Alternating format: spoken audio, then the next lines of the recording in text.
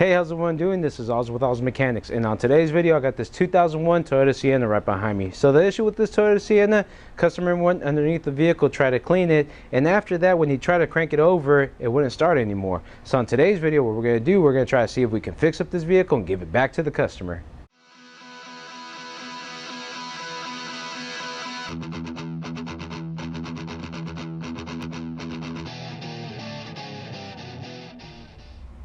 Alright, we're inside the vehicle. Let's go ahead and see what happens right here. We're going to try to crank it over.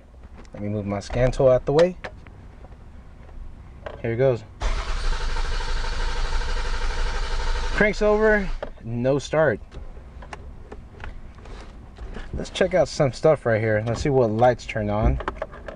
We're going to put the key on off position. And all I'm looking for right now is the check engine light, and I do not see it. Let's see if we can pull some codes from here. Alright, so we got engine, automatic transmission. Let's display data just to start off with that. Let's see what we get right here. As you can see in the bottom right here, we already inputted our information for that Toyota Sienna 2001. And we do not have no communication on this. Let's exit that. Let's see if we have any codes. Should not show anything due to the no communication. And like I said, this is kind of weird. Customer stated that this vehicle was working perfectly. He went underneath the vehicle, cleaned it up because there were some oil stains, and then after that it would just not turn on. The giveaway on this vehicle right here is that we don't have a check engine light coming on. It should be showing us, and that's letting us know that's communicating. So it looks like we're going to have something that's going to be offline.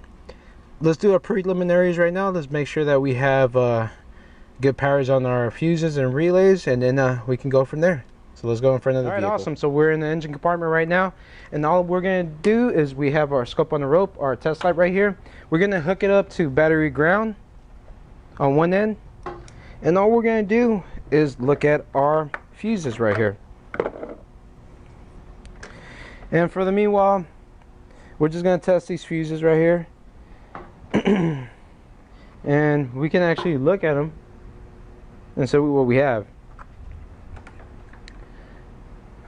And might want to check out, we got our main fuse right here, our ECU fuse right here.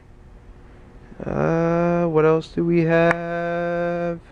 Our EFI fuse right here that we can check out. So let's go to those. Easiest one right here is going to be that ECU, and we have a main one right here, but that's going to be covered. Here it goes, our first one, and what we have to do is verify that the key is on position. That's one leg of the fuse. There's the other leg. Let's look at this one. And then our EFI fuse. Alright, we're not getting any. Okay, there you go. There's one side. And nothing on this side. Alright, is this going to be that easy? Let's go to it. And if we look at this fuse right here, let me get you close to that. I don't know if you can tell, that's a little bit different than the other ones. As you can see, the other ones have a colored line right there, and then this one just doesn't show it.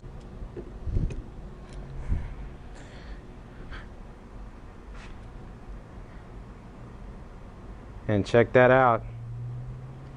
Alright. Is that our problem right there? Let's try to put a brand new fuse in there. Let's see if it cranks over. 15 amp fuse. We have our key on position. We're going to see what we hear. I don't know if you picked that up. There's a little click in the engine compartment. Now let's try to crank this over.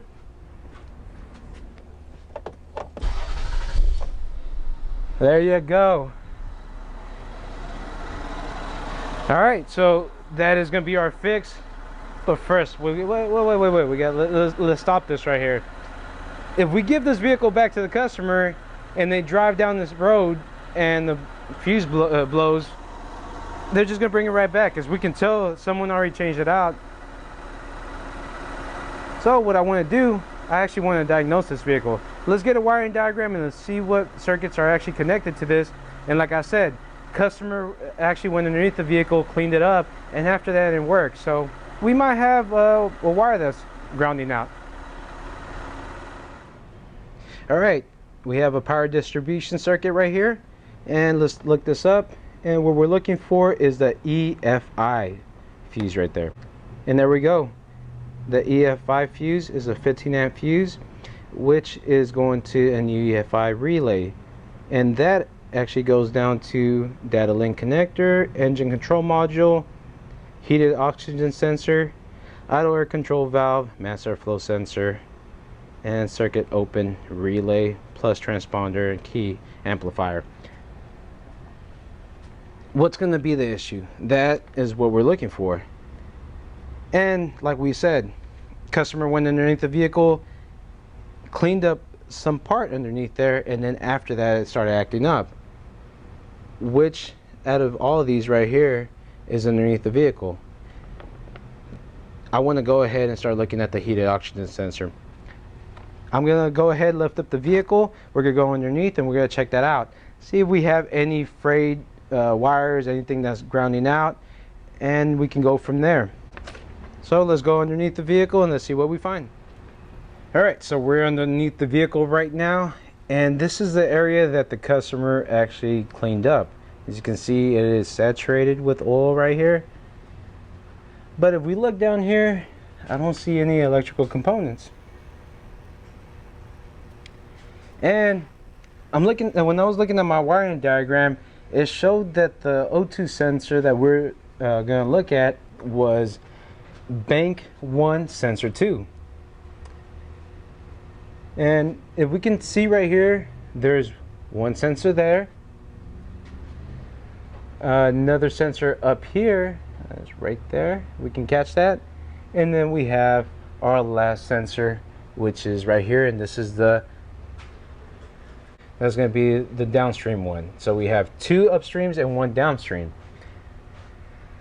After looking a little bit further, let's see if we can get into here. Sorry for all the movement. Check that out. That looks like is touching right there. But when we look at our wiring, let me get it for you. Alright, let's look at our wiring diagram right here. And as we can see, the O2 sensor that's shown right here that's connected to the EFI is actually bank 1 sensor 2. When we look up there, that's bank 1, I believe is the rear bank. I gotta remember what it is. I'll put a caption where which bank it is, but it's the sensor one. It's not the sensor 2. Sensor 2 is the one after the catalytic converter.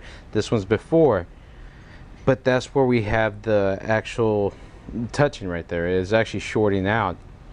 Now to verify that's actually shorting out, what I'm going to do, I'm just going to kind of push that up for the meanwhile. We do see a little bit of the wiring right there.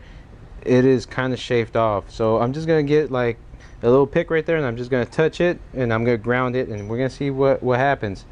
Rather than changing out all the fuses, I'm going to put my pulsar.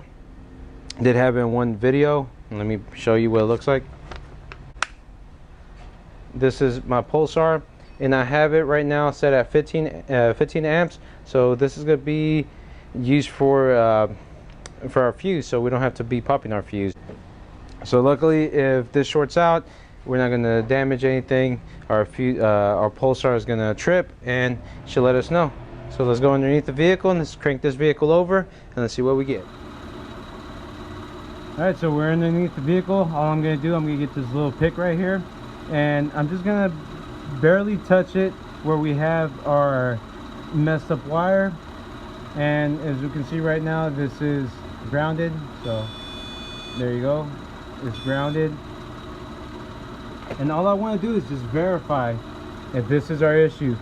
Right now, I did push the part down that was actually touching right here, and I'm just gonna go ahead, make sure that we're touching it right, and I'm barely gonna touch it. I don't know if y'all saw that. Look at that. Bam. There you go. So that's going to be our issue right there. I'm going to call the customer, let them know if they just want to replace the O2 sensor. And there you go. That shut it off right there. If we go to a pulsar, it was tripped. So if you do like this video, please throw a big thumbs up, and don't forget to hit that little notification bell to get all brand new videos coming out from Miles Mechanics.